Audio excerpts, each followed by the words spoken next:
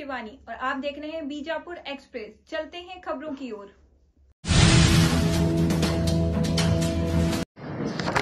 ಈ ದಿನ ಹುಬ್ಬಳ್ಳಿ ವಿದ್ಯುತ್ ಸರಬರಾಜು ಕಂಪನಿಯ ಅಧ್ಯಕ್ಷರಾದಂಥ ಮಾನ್ಯ ಶ್ರೀ ಸೈಯದ್ ಅಜ್ಜಂಪೀರ್ ಎಸ್ ಖಾದ್ರಿ ಸಾಹೇಬರು ಸಂಪುಟ ದರ್ಜೆ ಸ್ಥಾನಮಾನ ಹಾಗೂ ಮಾಜಿ ಶಾಸಕರು ಸಿಗಾಂವ್ ಸವನೂರು ಇವತ್ತು ಆಗಮಿಸಿದ್ದಾರೆ. ನಮ್ಮ ಒಂದು ಇಲಾಖೆಯ ಒಂದು ಪ್ರಗತಿ ಪರಿಶೀಲನೆ ಸಲುವಾಗಿ ಈ ಕುರಿತಂತೆ ಅವರು ಒಂದು ಪತ್ರಿಕಾಗೋಷ್ಠಿಯನ್ನು ಕೂಡ ನಮಗೆ ಕರೆಯಲು ಸೂಚಿಸಿದ್ರಿಂದ ತಮ್ಮೆಲ್ಲ ಮಾಧ್ಯಮ ಮಿತ್ರರಿಗೆ ಆಹ್ವಾನ ಮಾಡ್ತೀನಿ. ಎಲ್ಲರಿಗೂ ಕೂಡ ನಮಸ್ಕಾರ ಹೇಳಿ ಅಧ್ಯಕ್ಷರು ಒಂದು ಪತ್ರಿಕಾಗೋಷ್ಠಿಯನ್ನು ನಡೆಸಿಕೊಡ್ಬೇಕಂತ ಅವರಲ್ಲಿ ವಿನಂತಿಸ್ತೀನಿ.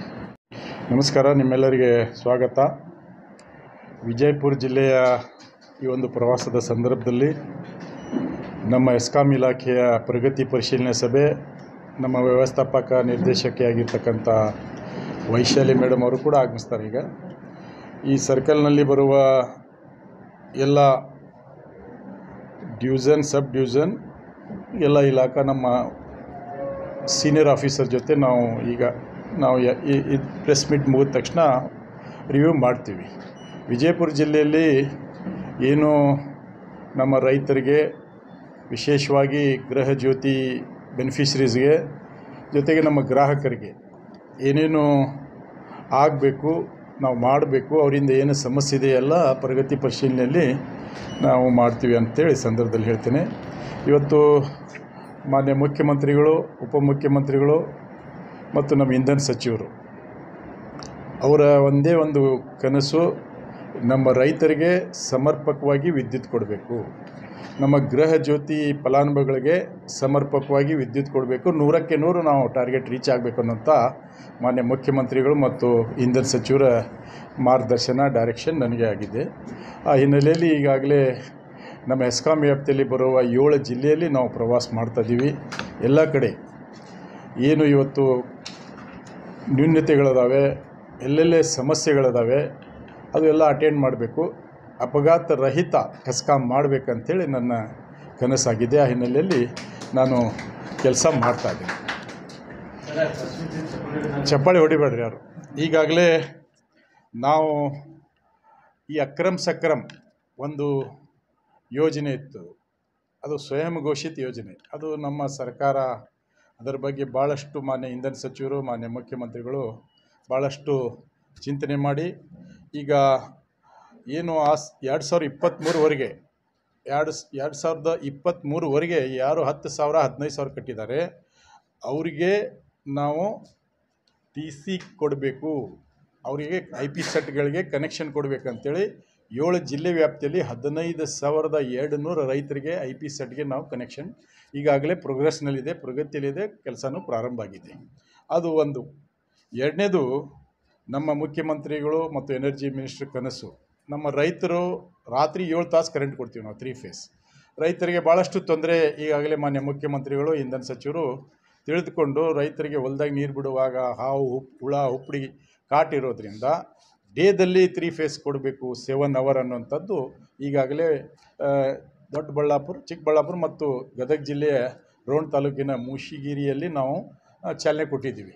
ಅದು 33 KV ಗ್ರಿಡ್ ಇರ್ಬೋದು. ನಮ್ಮ ಗ್ರಿಡ್ಗಳಿಗೆ ಸೋಲಾರೈಸೇಷನ್ ಮಾಡಿ ಬಾಜು ಹೊಲದಾಗ ಯಾರು ಬರ್ತಾರೋ ಅವ್ರಿಗೆ ಕೊಟ್ಟು ಈಗಾಗಲೇ ಮೂಷಿಗಿರಿ, ಗದಗ ಜಿಲ್ಲೆಯಲ್ಲಿ ರೋಣ ತಾಲೂಕಿನಲ್ಲಿ ಸೋಲಾರ್ದಿಂದ ಬರ್ತಕ್ಕಂಥ ವಿದ್ಯುತ್ತನ್ನು ನಾವು 33 KV ಗ್ರಿಡ್ಗೆ, 110 KV ಗ್ರಿಡ್ಗೆ ಅದು ತೆಗೆದುಕೊಂಡು ರೈತರಿಗೆ ಡೇದಲ್ಲಿ 7 ತಾಸು ಕರೆಂಟ್ ಕೊಡುವಂಥ ಯೋಜನೆ ಈಗಾಗಲೇ ನಮ್ಮ ರಾಜ್ಯದಲ್ಲಿ ಚಾಲನೆ ಕೊಟ್ಟಿದ್ದೀವಿ.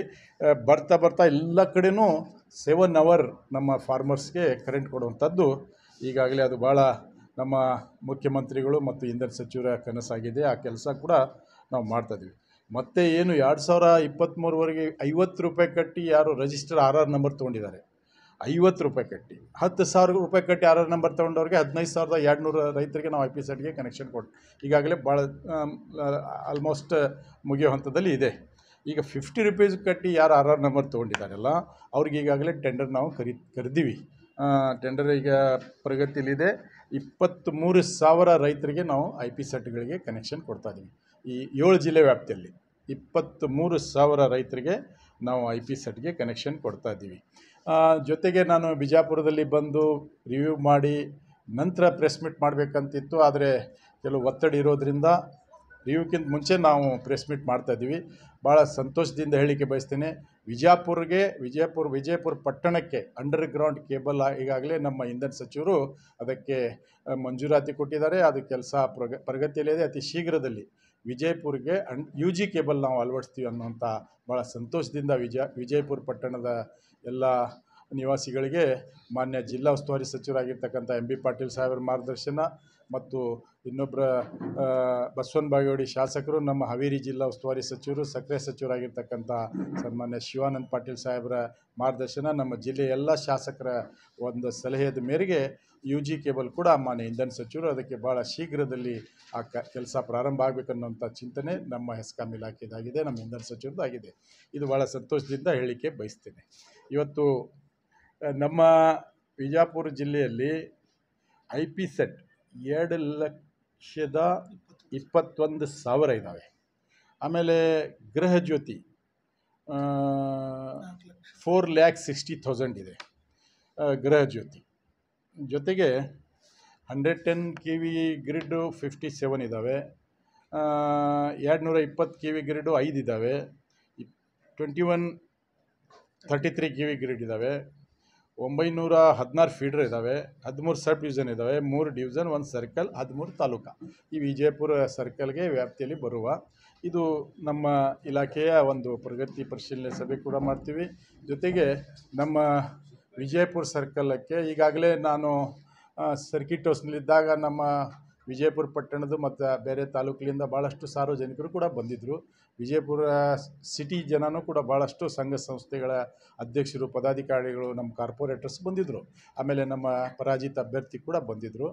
ಮತ್ತು ಅವರೆಲ್ಲ ಒಂದು ಬೇಡಿಕೆ ಏನಿದೆ, 25-30 ವರ್ಷದ ಹಿಂದೆ ಹಾಕಿರ್ತಕ್ಕಂಥ ಪೋಲ್ಸ್ ಅವೆಲ್ಲ ರಸ್ಟ್ ಹಿಡಿದು ಸಿಮೆಂಟ್ ಉದುರಿ ಅವೆಲ್ಲ ಅಪಾಯ ಹಂತದಲ್ಲಿ ಇದ್ದಾವೆ. ಅವೆಲ್ಲ ರಿಪ್ಲೇಸ್ ಮಾಡಬೇಕನ್ನೋಂಥ ಬೇಡಿಕೆ ನನಗೆ ಕೊಟ್ಟಿದ್ದಾರೆ. ನಾನು ಕೂಡ ಅದು ಶೀಘ್ರದಲ್ಲಿ ಎಲ್ಲೆಲ್ಲಿ ಅಪಾಯಕಾರಿ ಪೋಲ್ಸ್ ಇದ್ದಾವೆ ಅದೆಲ್ಲ ನಾವು ಬದಲಿ ಮಾಡುವಂಥ ಕೆಲಸ ಮಾಡ್ತೀವಿ. ಜೊತೆಗೆ ಕಳೆದ ಒಂದು ಹಬ್ಬದಲ್ಲಿ ಒಂದು ಹಬ್ಬ ಆಚರಣೆ ಸಂದರ್ಭದಲ್ಲಿ ಒಬ್ಬರಿಗೆ ವಿದ್ಯುತ್ ತಗುಲಿ ನಿಧನ ಹೊಂದಿದ್ದಾರೆ.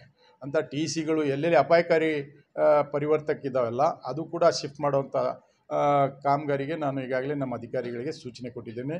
ಈಗ ನಮ್ಮ ಇವನ್ನು ಸಾರ್ವಜನಿಕರಿಗೆ, ಬಡವರಿಗೆ, ರೈತರಿಗೆ ಏನೇ ತೊಂದರೆ ಆದರೆ ತಕ್ಷಣ ಹೆಸ್ಕಾಂ ಅವ್ರ ಜೊತೆಲಿದೆ ಅನ್ನೋಂಥದ್ದು ಇವತ್ತು ನಾವು ಮಾನ್ಯ ಮುಖ್ಯಮಂತ್ರಿಗಳ ಚಿಂತನೆ ಇದೆ. ನಮ್ಮ ಇಂಧನ ಸಚಿವರು ಕೂಡ ಅದರ ಬಗ್ಗೆ ಅತ್ಯಂತ ಕಳಕಳಿ ಕಾಳಜಿ ಇವತ್ತು ಇಟ್ಟಿದ್ದಾರೆ. ಜೊತೆಗೆ ವಿಶೇಷವಾಗಿ ನಮ್ಮ ಉಸ್ತುವಾರಿ ಸಚಿವರಾಗಿರ್ತಕ್ಕಂಥ ನಮ್ಮ ನಾಯಕರು MB ಪಾಟೀಲ್ ಸಾಹೇಬರು ಕೂಡ ನನಗೆ ಬೆಳಿಗ್ಗೆ ನಾನು ಅವ್ರಿಗೆ ದೂರವಾಣಿಯಲ್ಲಿ ಮಾತನಾಡಿದೆ. ಅವರು ಬೆಂಗಳೂರಿನಿಂದ ಬರ್ತಾ ಇದ್ದಾರೆ. ಮುಂದುವರಿಯಿರಿ, ನಮ್ಮ ವಿಜಯಪುರ ಜಿಲ್ಲೆಗೆ ಏನೇನು ಅವಶ್ಯಕತೆ ಇದೆ ಅದೆಲ್ಲ ತಾವು ಲಿಸ್ಟ್ ಮಾಡಿರಿ. ನೀವು ಜೊತೆಯಲ್ಲಿ ಹೋಗಿ ಮಾನ್ಯ ಮುಖ್ಯಮಂತ್ರಿಗಳಿಗೆ ಮತ್ತು ಇಂಧನ ಸಚಿವರ ಗಮನಕ್ಕೆ ತಂದು ಹೆಚ್ಚಿನ ಕೆಲಸ ಮಾಡೋಣ ಅಂತೇಳಿ ಈಗಾಗಲೇ ಎಲ್ಲ ಶಾಸಕರ ಪರವಾಗಿ ನಾನು ಹೇಳಿಕೆ ಬಯಸ್ತೇನೆ. ಈಗ ಸ್ಮಾರ್ಟ್ ಮೀಟರ್ ಚಾಮುಂಡಿ ಎಲೆಕ್ಟ್ರಿಕಲ್ ಮತ್ತು ಬೆಸ್ಕಾಂ 2 ಕಡೆ ಆಗಿದೆ. ಬಟ್ ನಮ್ಮ ಹೆಸ್ಕಾಂಗೆ ಕೂಡ ಪ್ರಪೋಸಲ್ ಇದೆ. ಅದು ಸ್ಮಾರ್ಟ್ ಮೀಟರ್ದು ಅದು ಪ್ರಸ್ತಾವನೆ ಇದೆ. ಅದು ಮಾನ್ಯ ಇಂಧನ ಸಚಿವರು ಮತ್ತು ಸರ್ಕಾರ ತೀರ್ಮಾನ ಮಾಡ್ತದೆ. ಈ ಭಾಗದಲ್ಲಿ ಬಂದರೆ ಅದು ಯಾವುದು ಮಾನದಂಡ ಏನು ಗೈಡ್ಲೈನ್ಸ್ ಇರುತ್ತೆ ನೋಡಬೇಕು. ಈಗಾಗಲೇ ಅದು ಚೆಸ್ಕಾಂ ಮತ್ತು ಬೆಸ್ಕಾಂನಲ್ಲಿ ಈಗಾಗಲೇ ಯಶಸ್ವಿಯಾಗಿ ನಡೀತಾ ಇದೆ. ನೀವು ರೈತರ ಪರವಾಗಿ ಇಲಾಖೆ ಅಂದರೆ ಸಾಮಾನ್ಯ ರೈತ ಒಂದು TC ಕೊಟ್ಟು 4 ಜೋಡಿ ಚಪ್ಪಲಿ ಆದರೂ ಸಿಗಲ್ಲ. ಇಲ್ಲ, ಅಂಥ ಏನು ನಾ ಚೇರ್ಮನ್ ಆದ ನಂತರ ಅಂಥವು ಯಾವಿಲ್ಲ. ನಾನು ಎಲ್ಲಿ ಸ್ಪಾಟ್ ಮೇಲೆ ನಮ್ಮ ಬಹುತೇಕ ನೀವು ಕೇಳ್ಬೋದು, ನಿಮ್ಮಲ್ಲೇ ಕೂಡ ಭಾಳಷ್ಟು ಕೊಟ್ಟಿದ್ದೀವಿ ನಾವು. ಇಲ್ಲ, ಆ ಥರ ಇಲ್ಲ. ಯಾರು ದುಡ್ಡು ತೊಗೊತಾರೆ ಹೇಳ್ರಿ, ಇಮಿಡಿಯೇಟ್ ಅವ್ರ ಮೇಲೆ ಆ್ಯಕ್ಷನ್ ತೊಗೊತೀವಿ ನಾವು ತಕ್ಷಣ. ಯಾರು ರೈತರದ ಒಂದು ಕಾಲ್ ಮಾಡಿ. ಹೌದಾ? ಅನಧಿಕೃತ ಅಂದರೆ ಏನು, ಅವರು ಸ್ವಂತ ಖರೀದಿ ಮಾಡ್ಕೊಂಡು ಹಚ್ಚಿಬಿಟ್ಟಿದಾರ?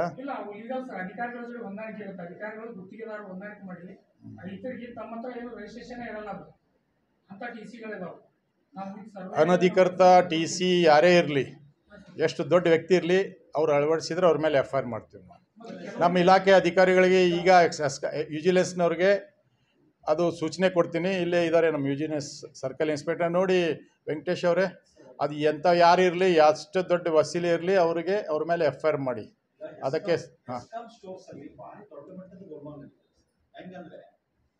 ಸ್ಟೋರ್ಗಳಲ್ಲಿ 50 ಕಂಬ ಬರ್ಬೇಕಾಗ್ತದೆ. ಅವ್ರು 30 ಕಂಬ ಇಳಿಸ್ತಾರೆ, ಲೆಕ್ಕದಲ್ಲಿ 50 ಕಂಬ. ಇತರ ಸಾಮಗ್ರಿಗಳು ಪೂರೈಕೆ ಭಾರಿ ದೊಡ್ಡ. ಈಗ ನಾವು ಎಲ್ಲ ಕಡೆ ಸರ್ವೆ ಮಾಡಿದ್ವಿ, ಎಲ್ಲ ಸ್ಟೋರ್ ಆಗಲಿ ಎಲ್ಲ CC ಕ್ಯಾಮ್ರಾ ಅಳವಡಿಸ್ಬೇಕು. ಏನು ಬರ್ತಾರೆ ಒಳಗೆ ಹೋಗೋರು ಹೊರಗೆ ಬರೋರು ಎಲ್ಲ ರೆಕಾರ್ಡ್ ಆಗಬೇಕು ಅನ್ನೋಂಥದ್ದು ಈಗಾಗಲೇ ತೀರ್ಮಾನ ಆಗಿದೆ. ಸರ್ವೆ ಆಗಿದೆ. ಎಲ್ಲೆಲ್ಲಿ CC ಕ್ಯಾಮ್ರಾ ಅಳವಡಿಸ್ಬೇಕು ಅನ್ನೋಂಥದ್ದು ಈಗ ಅತಿ ಶೀಘ್ರದಲ್ಲಿ ಅದು ಮಾಡ್ತೀವಿ. ನಾನು ಕೂಡ ಎಲ್ಲ ಸ್ಟೋರ್ಗಳಿಗೆ ವಿಸಿಟ್ ಕೊಡುವಂಥ ಕಾರ್ಯಕ್ರಮ ಹಾಕ್ಕೊತೇನೆ. ಅಂಥದ್ದು ಏನಾರು ಕಂಡು ಬಂದರೆ ನಿರ್ದಾಕ್ಷಿಣ ಅವ್ರ ಮೇಲೆ ಕ್ರಮ ಜರುಗಿಸ್ತೀವಿ. ಇಲ್ಲ, ನಮ್ಮ ಹೇಳಿಕೆಗೆ ಸೀಮಿತ ಇಲ್ಲ. ನಮ್ಮ ರಿಸಲ್ಟ್ ಕೇಳ್ರಿ ನೀವು. ನೋಡಿ, ಅದು ಸೂಫಿ ಸಂತರ ಸಮಾವೇಶ ಹೆಂಗಿರ್ಬೇಕಂದ್ರೆ ಸೂಫಿಗಳು ಸಂತರ ಅಷ್ಟೇ ಇರಬೇಕು, ಹೌದಲ್ಲ? ಸೂಫಿಗಳು ಸಂತರು ಇರ್ಬೇಕು, ಅಂದಾಗ ಸೂಫಿ ಸಂತ ಆಕೈತಿ. ಅದು ಬೇರೆ ಬೇರೆ ಇದೆ, ಹೀಗಾಗಿ ನಾನು ಭಾಗಿಯಾಗೋದಿಲ್ಲ. ಇಲ್ಲ, ನಾನು ಮೊದಲ ಫಿಕ್ಸ್ ಆಗಿತ್ತು. ನನಗೆ ಮೊದಲ ಫಿಕ್ಸ್ ಆಗಿತ್ತು ಅದು. ವಿಜಯಪುರ ವ್ಯಾಪ್ತಿಯಲ್ಲಿ ಈ ಜೂನಿಯರ್ ಇಂಜಿನಿಯರ್ಗೆ ಭರ್ತಿ ಕೊಡೋ ವಿಷಯದಲ್ಲಿ ದೊಡ್ಡ ಹಗರಣ ಆಗಿದೆ. ಸುಮಾರು 30 ಜನರಿಗೆ ಅವರು ತಾಂತ್ರಿಕವಾಗಿ ಅವರು ಅರ್ಹ ಇಲ್ಲ ಅಂಥವರಿಗೆ ಯಾರು ಇನ್ ಸರ್ವಿಸ್ ಏನವರು 2015 ಮತ್ತು 2020ರಲ್ಲಿ ಅದನ್ನು ಕೊಟ್ಟಿದ್ದಾರೆ ಪ್ರಮೋಷನ್. ಅವರು ಅರ್ಹತೆ ಇಲ್ಲ. ಆ ಪ್ರಕರಣದ ಬಗ್ಗೆ ನಿಮ್ಮ ಆಂತರಿಕ ತನಿಖೆನೂ ಆಗಿದೆ, ತನಿಖೆ ಆಗಿ ರಿಪೋರ್ಟು ಆಗಿದೆ, ನಿಮ್ಮ MD ಅವರಿಗೆ ಸಲ್ಲಿಕೆನೂ ಆಗಿದೆ. ಬಟ್ ಅದು ಏನು ಆ್ಯಕ್ಷನ್ ಆಗ್ತಾ ಇಲ್ಲ. ಯಾಕಾಗಿ ಗಮನಕ್ಕೆ ಬಂದಿದೆಯಾ? ಇಲ್ಲ, ನನ್ನ ಗಮನಕ್ಕೆ ಬಂದಿಲ್ಲ. ಈಗ ನಮ್ಮ MD ಅವರು ಬರ್ತಾರೆ, ಅವ್ರ ಗಮನಕ್ಕೆ ತರೋನು ಅದು ಏನಿದೆ. ದೊಡ್ಡ ಲೆವೆಲಿನ ಇದಾಗಿದೆ. ಹೌದಾ? ಇಲ್ಲ, ನನ್ನ ಗಮನಕ್ಕೆ ಬಂದಿಲ್ಲ. ನಾನು ನೋಟ್ ಮಾಡ್ಕೊತೀನಿ. ಅದರ ಬಗ್ಗೆ MD ಅವ್ರ ಜೊತೆ ಚರ್ಚೆ ಮಾಡ್ತೀನಿ, ಮಾನ್ಯ ಸಚಿವರ ಜೊತೆ ಚರ್ಚೆ ಮಾಡ್ತೀನಿ. ಇಲ್ಲ, ನೋಡಿ, ಅದು ಈಗ ಬಂದ ನಂತರ ಅದು MD ಅವ್ರ ಜೊತೆ ಚರ್ಚೆ ಮಾಡ್ತೀನಿ. ಎರಡನೇ ಸರಿ ಪ್ರಸ್ತಾವನೆ. ಸುರೇಶ್ ಅವರು ನಿಧನ ಹೊಂದಿದ್ದಾರೆ. ಅವರು ನಮ್ಮ ಎಸ್ಕಾಮಿನ ಜಾಬ್ ಹೋಲ್ಡರ್ ಆಗಿದ್ರು. ಅವರು ನಿಧನ ಹೊಂದಿರೋದ್ರಿಂದ ಅವರಿಗೆ 12,53,700 ರೂಪಾಯಿ ನಾವು DC ಅರ್ಜಿ ಡೆತ್ ಕಮ್ ಗ್ರ್ಯಾಚ್ಯುಟಿ ಇದು ಅಮೌಂಟ್ ನಾವು ಇವತ್ತು ಅವರಿಗೆ ಕೊಡ್ತಾ ಇದ್ದೀವಿ. ಮಾನ್ಯ ಬಸವನ್ ಬಾಗೇವಾಡಿ ಶಾಸಕರು, ನಮ್ಮ ಸಚಿವರು, ಸಕ್ಕರೆ ಸಚಿವರು, ಹಾವೇರಿ ಜಿಲ್ಲಾ ಉಸ್ತುವಾರಿ ಸಚಿವರ ನಿರ್ದೇಶನದ ಮೇರೆಗೆ ಅವರೇ ಕೊಟ್ಟಾರಂತ ತಿಳ್ಕೊಂಡು ನಾನು ಕೊಡ್ತಾ ಇದ್ದೀನಿ.